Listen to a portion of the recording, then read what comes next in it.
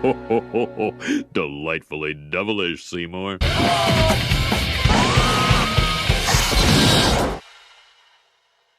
Yes, everybody, welcome back to Delightfully Devilish, the show where we discuss films that all at once meet the criteria of being the good, the bad, and the ugly. I'm your host, Jukebox Harry, and today we are going to be looking at the single worst Australian film ever made. Today's film actually evoked a very powerful response from me, because not only did I hate everything about this film, I hate what it actually had to say about society. This film sucks not only because it's terrible, because it's unfunny. This movie sucks because it reminds me that I know people in the cinematic world who are trying to get movies made in Australia who can't because Australia doesn't believe in funding original film projects, and yet this film got made. If you actually look at the output of mainstream Australian films getting released around the world, we have nothing, okay? Just nothing at all. Trying to find funding for an original Australian film project is actually harder than trying to find a COVID conspiracy theorist who also doesn't turn out to actually be a racist. And yet when the Australian film industry does finally decide to finance a project, we get this piece of shit. The very excellent Mr. Dundee is a 2020 Australian comedy film. I say that because there is nothing funny about this movie at all.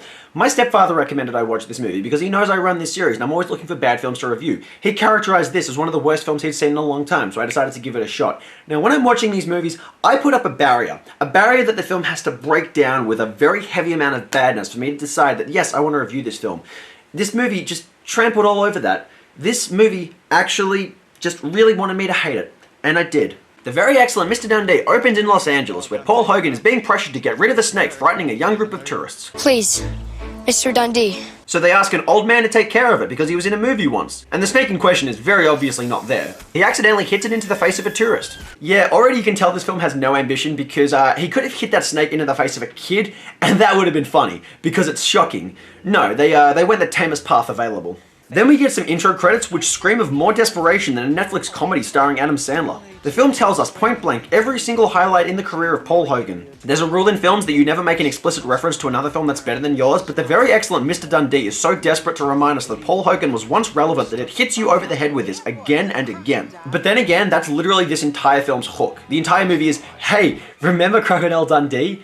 Remember? Do you remember yet? I don't think you remember, guys. I really want you to... We even get archive footage of Ben Mendelsohn and Hugh Jackman talking about him. You know, because that way the film can actually get away with having appearances from some relevant Australian celebrities who probably actually never gave their consent to have their footage used in this film. The intro credits aren't even over, and you can just tell that the creators of this film have as little integrity as physically possible. You threw a snake at a 5th grade teacher and hit her in the face. Oh, she thought I was the real Crocodile Dundee. So you threw a snake at her? I'm gonna warn you right now, there is so little sense of humor in this film that this is one of the only types of jokes that the movie actually tries to tell. And it does it so many times. Paul Hogan does something, someone gets negatively afflicted by something that was obviously not his fault, and then everyone hates him. Again and again for the entirety of the film. Don't say I didn't warn you. It's not funny now, and it does not get any funnier as the film goes on. I hardly have any clients left as it is. Could you just please try not to kill yourself? No, in this film, Paul Hogan doesn't kill himself. He kills his career. I mean, his career is already dead, but in this movie, he literally just digs it up so that he can fuck it in every orifice there is. It's a movie that can only be compared to necrophilia because it's that abhorrent. Well, God knows why, but apparently the Queen of England wants to bestow you with a knighthood. Yes, that is the premise of the film. We are expected to believe that a guy who made one relevant film 34 years ago, and none others by the way, he's getting knighted. What for?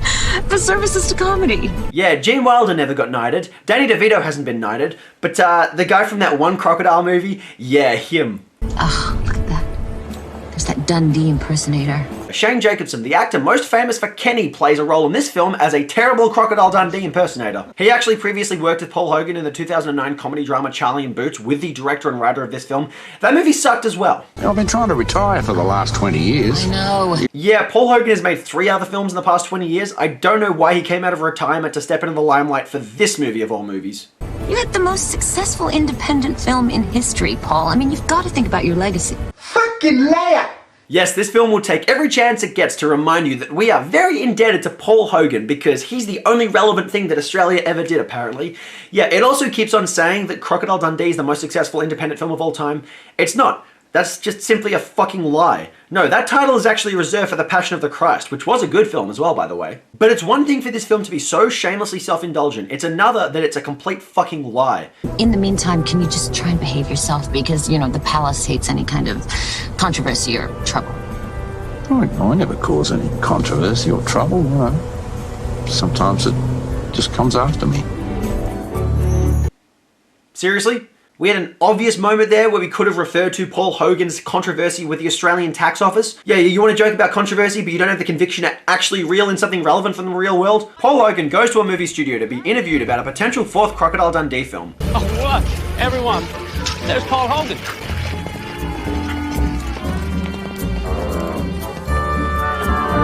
Exactly. He's not relevant anymore. Paul Hogan is an icon. He is hilarious. He is a very talented actor. But he's not relevant anymore. And that's through his own voluntary choosing. He hasn't done anything in the past 11 years. Sure. We'd really love to see Dundee come to Los Angeles. Dundee in LA. Exactly. Like we did in Dundee 3. There was a Dundee 3? Then this hipster-looking asshole comes in to give everyone superfood smoothies. I made you my favorite, which is a cleansing blend of mint, goat's milk, activated walnuts, and baby spinach with agave syrup. Agave syrup. Yeah, thanks. Go on. Take a sip. Drink. Sip. Come on. It's good, huh? That's literally the entire joke right there. I don't know whether the punchline is meant to be that people from my generation like to make drinks out of a lot of eccentric ingredients, or the joke is meant to be that the older generation doesn't understand modern culture, but either way, it ends after he has one sip, and there's never a punchline. God, just fuck this movie. To play your son, Will Smith. Will. Yep, this film thinks that's actually a funny joke. Will Smith, of course, never actually appears in this movie because he actually has a career. Paul Hogan is reluctant to accept the proposal, and I don't know what makes less sense about this joke. Is it the idea that Hollywood executives would actually consider casting Will Smith to play the son of the White Crocodile Dundee? Or is it meant to be that Paul Hogan would actually turn down that movie starring with Will Smith when he actually took on a role in this movie? I mean, the guy's gotta be desperate if he's appearing in this piece of crap. Hogan repeatedly attempts to voice his concerns, and more African Americans keep getting invited into the meeting until he finally speaks up. He's black. Minutes ago, I told you to behave yourself, and now you suddenly decide to become a racist? Racist? Here we go. Now the film starts to pretend like it's a satire on extreme leftist culture. Yeah, does this film think it's being edgy? Does it think it's making relevant political commentary? It's not. It's not funny. It's not smart. It's just misguided, fucking stupid, and so annoying that this was the exact point in the film where I was like, yep, I've got to review this film because I've got to tell people just how awful it is. Hogan has a pretty adorable dog who's the only likable character in the film. Meanwhile, at the domestic box office, Father-in-Law spends its second week at #1, making Pauly Shore's return to the top, now complete. Get it? Because his career is dead as well? Funny thing though, he actually appeared in more funny movies than Paul Hogan did. And then he's hanging out with Reginald Vell Johnson. Remember him? Probably not, so let the film remind you. I did Die Hard for Christ's sakes. People love me. Why not? Yo, where's Urkel? I did that too. Yeah, you know what is funny though? Is when you consider the fact that the star from Die Hard, Bruce Willis, has been appearing in nothing but direct-to-DVD or video-on-demand action thrillers for the past few years that have all been fundamentally horrible, forgettable, and he's had no passion for any of them. And yet, even he was too good to appear in this movie. Oh, hi. Olivia! Now we have British actress Olivia Newton-John, star of Grease, one of the worst things that has ever happened to Australia. Yeah, she's actually British, not Australian. Also, Grease is shit. The only other relevant movie that Olivia Newton-John ever actually appeared in was Xanadu, the film that bombed so hard and was so negatively received that it actually inspired the start of the Golden Raspberry Awards, the awards that are given to the worst movies in cinema. The last time Olivia Newton-John appeared in a movie was Sharknado 5. That is where her career is at. And even if you look at Grease, that movie's fucking terrible. Everyone loves it, but for me, it's the same fucking repetitive, overplayed songs in the backdrop of a story where the moral message of the movie is actually about how when you fall for a guy and he rejects you and pushes you around, you need to fundamentally change everything about yourself to win him over. That's the message of the film. It's fucking sexist. I was just thinking about you the other day. Oh, really? No, you won't. Nobody thinks about Paul Hogan anymore. Grease Chick invites him to a charity event. It's all about helping kids who can't help themselves. I think it'll be great you can go. After all the bad press, being seen at some charity event is exactly what you need. Classic tee-up. Then Hogan approaches the Dundee impersonator who is being an asshole to the locals. Look out! He's got a knife. Oh, yes, you have a knife, but mine's bigger. 9. 9. 9. 9. 9. So much 9, it's almost 10. That is a whole new level of cringe. Seriously, this film is supposed to be a testament of love to Crocodile Dundee. No one, anywhere, ever in the world would misquote that line. And honestly, by the standards of Australian culture, to misquote it would be considered racist. Then he sticks his kids on Hogan, and guess what this turns into? Our Paul Hogan tried to strangle a child today when what was seemingly a child's innocent request for a photo enraged the obviously troubled star. It's one thing that the repeated jokes about Hogan being misconstrued as a malicious person aren't ever the slightest bit funny. It's another that they aren't even the slightest bit believable. But they genuinely make you hate every single character in the story, and they make you hate the writers for making you sit through this shit. I can't even look at you. I highly doubt that. Book you on one of those Tonight shows. So that was a fucking lie. Oh, what the web we weave. This right here, this is the saddest part of the film. Here, we actually have a successful, thriving, funny Australian comedian, Paul Fennick, the creator of Pizza, Howzos, and Swift and Shift Couriers, 3 of the most funny Australian TV series of all time. He actually managed to get a role in this movie. He's literally just a cameo there, as a Mexican. Him playing a Mexican? Yes. Does the film do anything with it? Nope. Paul Fennick is a man who has actually been making an active contribution to the Australian entertainment industry. This year, Howzos is meant to come back for another season, which is something we've been waiting for the longest time. God, he deserves so much better than this. Hogan gets a call from his granddaughter, and this encourages him to accept a knighthood so that she can have something to boast about to others at her new school in an effort to make friends. Egotism at its absolute worst. Wayne?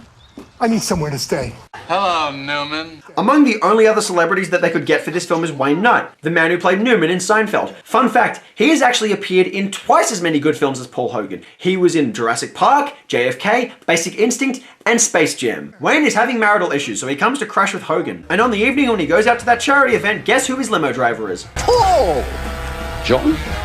Yep, John Cleese, possibly the funniest English comedian of all time, actually has a role in this film. But honestly, with him, it's a little bit more acceptable. John Cleese has made so many amazing contributions to comedy throughout history, but he has also appeared in the occasional dud film. For example, The Adventures of Pluto Nash or Yellowbeard. If he wants to take an easy paycheck for 5 minutes of work in any shitty film, he's earned the right to. It's like when Laurence Olivier appeared in Inchon. Hogan arrives at the charity event for kids who can't help themselves, but he's actually somehow ended up at the Black Talent Awards. But why here? Oh, to help these unfortunate little people.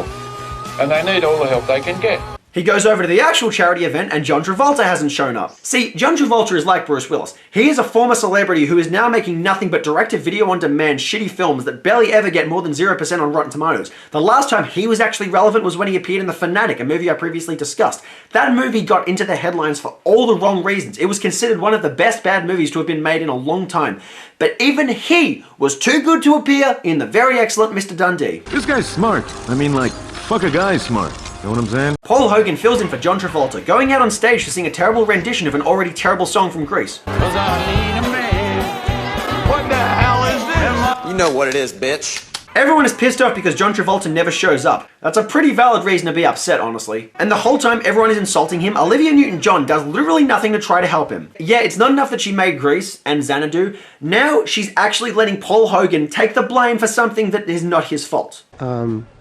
She's a fucking cunt. By the way, we're only a third of the way through the film by this point, and that really put a pin in my stomach. This disaster feels like it's never ending. Some dickhead throws something at Paul, who decides against throwing it back and instead tosses it away. Except...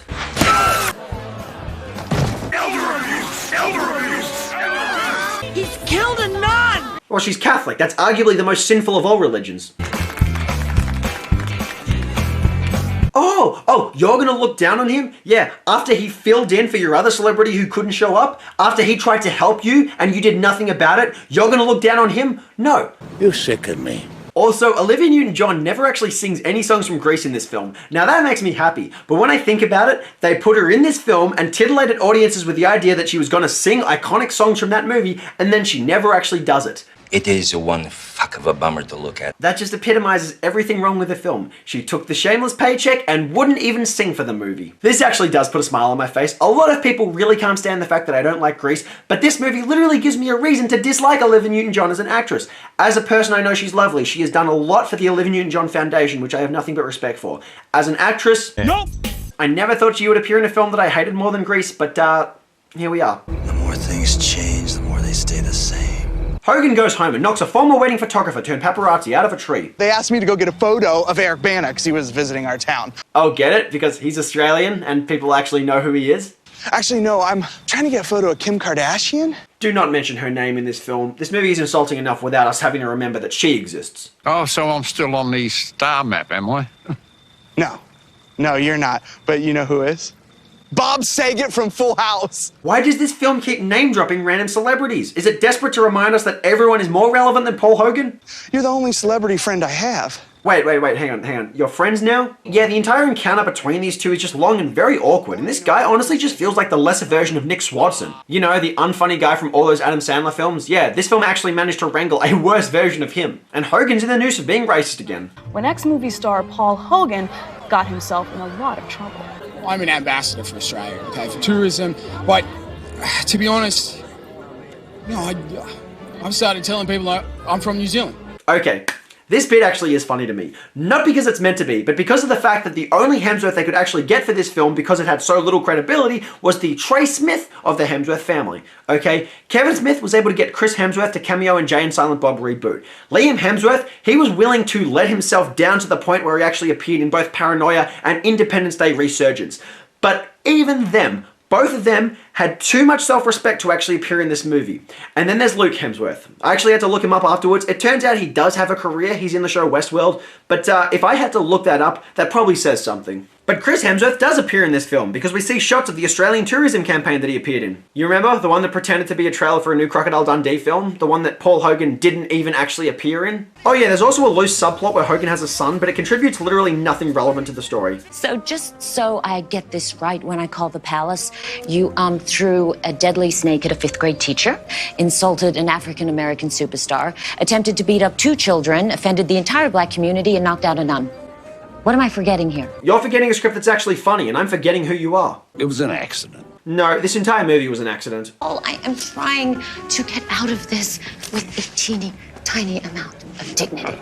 But that's not the way it happened. I have been up since 2 a.m. calling every contact I know. Every contact you know? Nobody even knows who you are. If you actually go to the Wikipedia page for this film, she's not even listed in the cast, and she's literally one of the main characters. And then there's a shot of the Pope with a caption that says, "Does Hogan hate all Catholics?" I'm gonna stop you right there because Paul Hogan obviously does not hate all Catholics. Nonetheless, the Catholic Church is one of the biggest institutions in the world keeping pedophiles safe. If he hates all Catholics, he has a very good reason to do so. I will hold off on calling the palace if you agree to have lunch with a decent, respectable, dignified man. Yeah, I want you to remember the words she uses to describe the person in question: decent and respectable. Oh, Chevy. Yeah, this is really unbelievable. The final nail on the coffin for this movie. Not only is this film so desperate for celebrities that they were willing to stoop deep into the grave and pull this dead career out, but he actually pretends he's a decent man. Chevy Chase is one of the most hated people in Hollywood. It's one of the reasons he doesn't have a career anymore. The last time he did anything particularly relevant was when he appeared in the first 4 seasons of Community, where he was in fact hilarious. But he hated being on that show, and people hated working with him because he's a detestable human being. He's actually so detested that when he was roasted in 2002, none of his closest friends or celebrity companions actually showed up to roast him. If your film is desperate for celebrity cameos and the biggest one you can get is Chevy Chase, that's DOA. That is dead on arrival. Predictably, the entire scene is an unfunny conversation where Chevy Chase pretends to be a nice person but doesn't even have the manners to take his hat off in the restaurant. He also smashes a plate and tells Hogan that he won an Oscar for Caddyshack. There's no sincerity to any of this, nor is there any satirical edge. The scene exists solely to get a cameo from a quote-unquote celebrity. I just have to say, you were hilarious in The Three Amigos. Blew me away. And European Vacation, you are an amazing man. Unbelievable. She doesn't even list any of his actual good works. Not Fletch, not National Lampoon's Vacation, not Community. And then the Hollywood agents come back with a new idea. Rachel McAdams. Wow. As the love interest. Rachel McAdams. No. Okay. There is no way that if Paul Hogan actually wanted to make a film, he would turn down a chance to work with Academy Award nominee Rachel McAdams. She has a huge career. Even worse, this film pretends that the reason he turns it down is because he doesn't want his romantic lead to be that much younger than him. Does everyone remember that time that Paul Hogan left his wife of 31 years so that he could go and marry his co-star from Crocodile Dundee, who was 19 years younger than him? Yeah, I definitely remember that. We get stock footage of Gary Oldman and John Travolta, and with some audio narration, the film tries to pretend that they actually appeared in the film. This film's attempts to actually try and get away with celebrity cameos is more desperate and pathetic than my attempts to get a girlfriend when I went to ball in high school. Some people will like you, some won't. You just be yourself. You mean I shouldn't let people know you're my grandpa because you've been upsetting them forever? That is very obviously not what he meant, you little fuck. Non-Nick Swardson comes back, and we get another extended exchange of awkward attempts at humor. Then they go for a drive with John Cleese, and the police start trailing them. If you don't do anything stupid, they're fine. Yeah, this film of course was shot before George Floyd got murdered. This turns into a car chase which goes on for way too long, and I want to say it makes no sense, but since this film is so desperate to try anything, I'm hardly surprised. Then the film literally cuts away to a song and dance number, which makes no sense, has nobody I recognized, and has terrible special effects. I have to say, it is physically impossible for this film to actually sink any lower than this moment. This moment is irrelevant. It's terrible. It's not funny. It's just, what kind of sick fucking twisted filmmaker actually thought this scene was a good idea? Then the film titillates us with the idea that Margot Robbie is going to appear. Margot, I want to start by asking, have you reached out to your troubled friend at all? Margot! Margot? Yeah, you have to truly have no respect for your audience to actually pull a bait and switch like that. More stock footage with Mel Gibson, and then Wayne Knight pops up again. Because remember, he was a character in this film. He tells Paul Hogan that if his wife has come by, he should lie about having seen him. Then 5 seconds later, he inexplicably goes off with her. Yeah, that's his entire arc. Then we have some shots of them sitting on an obvious Australian location, intercut with them looking at an obvious green screen of LA. I mean, this makes sense, because if you're gonna fuck up everything in the film in terms of directing and script, then you might as well fuck up the production values as well. Hogan ends up on a date that Olivia Newton-John has set up, and it's some Australian actress that the older generations will recognize, but I couldn't give a fuck about. The date goes nowhere, and halfway through he steps outside where he hears people complaining about a thief, and he stops the thief the only way he knows how, thus allowing the film to actually try and reenact a scene from Crocodile Dundee. And instantly this completely reverses all the accusations of him being a racist, Catholic-hating, child-beating criminal. This kind of storytelling device is of course called Deus Ex Machina, where everything is inexplicably fixed just out of the blue, and it serves as another reminder that Dean Murphy is truly a terrible excuse for a filmmaker. The film rushes to a conclusion now, where a musical starring Reginald Vell Johnson gets produced called The Very Excellent Mr. Dundee. Oh, that's why they call it that.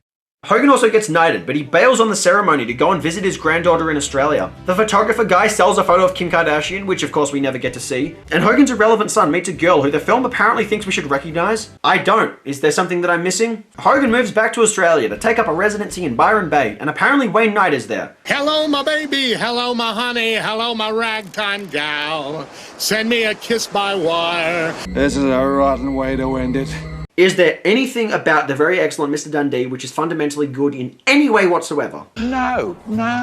The Australian Academy of Film and Television, which will no doubt give several awards to this movie because it's a commercialist piece of shit, actually ranks The Great Gatsby as an Australian film. I do not. If it was an Australian film, I would call it the worst Australian film of all time. But no, The Very Excellent Mr. Dundee gets that honour. The Very Excellent Mr. Dundee is a very depressing low point in the career of Paul Hogan. And yes, that includes Crocodile Dundee in Los Angeles. Crocodile Dundee is an Australian classic. It's hilarious. It's iconic. But the man is a one-trick pony, and we really need to stop pretending otherwise. He himself has even said he was a one-hit wonder. And if you look at his career, Lightning Jack sucked, Almost an Angel was terrible, Crocodile Dundee 2 was not funny. The only reason Crocodile Dundee 3 actually made any money is because audiences that were too young to see Freddy Got Fingered bought tickets to that movie, allegedly, and then went and snuck into the other cinemas. Even Charlie and Boots, that movie was boring as hell. The only times Paul Hogan has actually been decent in other movies was when he had a supporting role in Flipper, which sucked but actually worked to his talents a little bit more in a smaller role, or when he appeared in Strange Bedfellows, the only other objectively good film of his career, and that was because he shared the screen with Australian legend Michael Caton.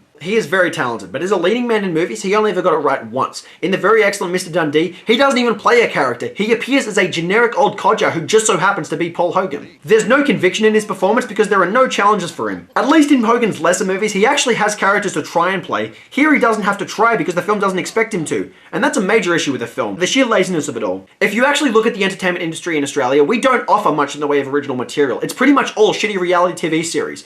The Masked Singer, The Farmer Wants a Wife, The Bachelor, Survivor. Being Lara Bingle was a show once upon a time. Reality shows cost very little to produce and they have very little integrity. And yet Australian audiences still eat them up because we don't have anything better on offer. And that's exactly the problem with The Very Excellent Mr. Dundee. Australia doesn't offer anything better. They feed people crap and they expect us to buy it. I got Tiny to eat a shit sandwich.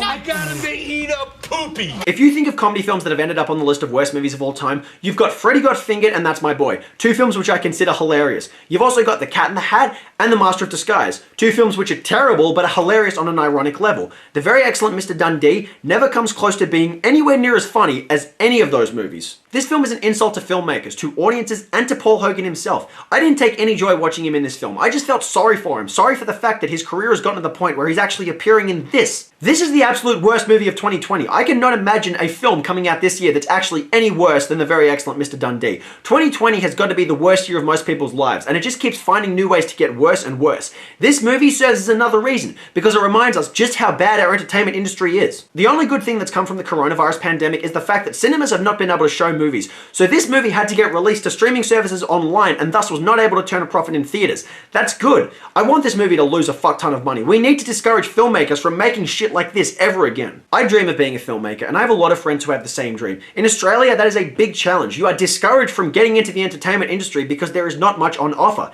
This is what we have on offer. If I personally was to redo this film, there are so many things I would change. For starters, I wouldn't make it a comedy. I would make it a comedy drama, utilizing some funny situations, but also focusing more on having Paul Hogan reflect on his status as a former icon as he deals with changing times. In 2008, martial artist turned actor Jean-Claude Van Damme appeared in the Belgian crime drama film JCVD, where he played a version of himself who was stuck in a bank heist. The film really challenged him to play a shadow of his former self, and many reviews actually said that Jean-Claude Van Damme deserves an Oscar for this film. If the very excellent Mr. Dundee actually tried to do something similar, you know, told a dramatic story about him being an Australian icon but also a shadow of his former self, we could have seen some good dramatic grit coming out of the actor. But we don't get that, because not only does this film not understand humor or characterization, it's full of awfully unlikable characters, unresolved subplots, plot holes, and the use of Deus Ex Machina. It doesn't even know what it wants to be. The film thinks Paul Hogan is a celebrity, but spends the whole film joking that he isn't. The last time Paul Hogan appeared in a film prior to this movie was with the same director and with Shane Jacobson in Charlie and Boots. That film was not great, but honestly, that would have been a way better send-off to his career than this movie. If this is the last movie that Paul Hogan ever makes, that means the man that brought Australian film to the mainstream is now going to go down in history as having finished his career by starring in the single worst Australian film of all time.